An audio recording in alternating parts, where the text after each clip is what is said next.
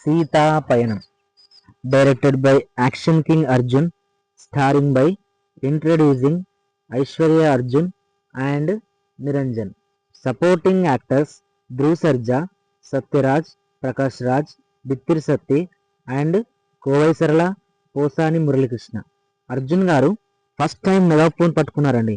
అంటే తను కూడా స్టోరీని రాసి డైరెక్షన్ చేశారు. మళ్ళీ అందులో తన పెద్ద కూతురుతో యాక్టింగ్ చేపించారు. గుడ్ ఐడియా కదా.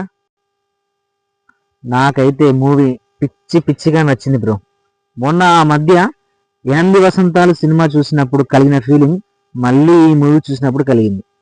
ఇక కథ విషయానికి వస్తే, జీవితం ప్రతి నిమిషం ఓ ప్రయాణం. గమ్యం ఒకటి అనుకుంటాం, కానీ అది మన చేతుల్లో ఉండదు. గమనం మాత్రమే మనది.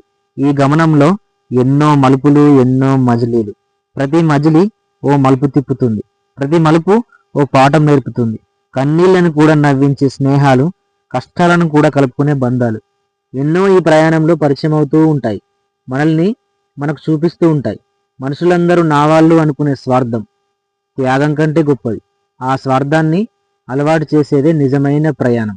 అదే ఈ సీతా పయనం. ఈ డైలాగ్స్ డాక్టర్ సాయి మాధవ్ బుర్రా గారు ఎంత చక్కగా రాశారు. I liked it. నిజంగా మన లైఫ్లో ఇవన్నీ జరుగుతాయి. ఈ సీతాపయనంలో తను ఒక 20 సెకండ్స్ లేటుగా వెళ్ళడం వల్ల తన గమ్యంలో జరిగిన ఒక ఇన్సిడెంట్ తన ప్రాణాలను కాపాడుతుంది. ఒక ఫైర్ యాక్సిడెంట్ చూస్తే మన కళ్ళ ముందే మన చావు కనిపిస్తుంది.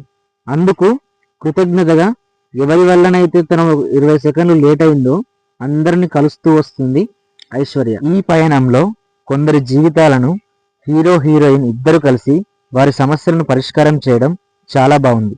ఇందులో గోమాతలను రక్షించడం, ఇద్దరు భార్యాభర్తలను కలపడం, దేశభక్తి, చుట్టాలు, ప్రేమలు, అనుబంధాలు, ఆప్యాయతలు ఇలా అన్నీ చూపించారు.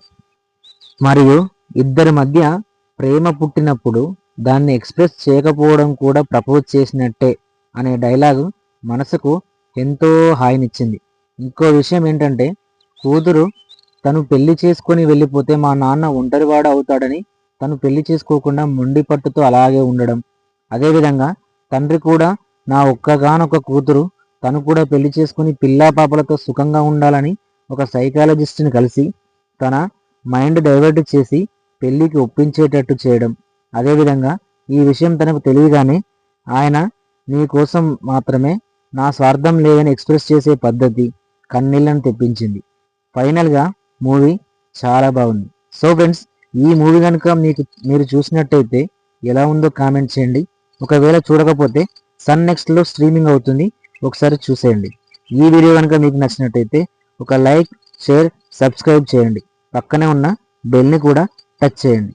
Thank you for watching.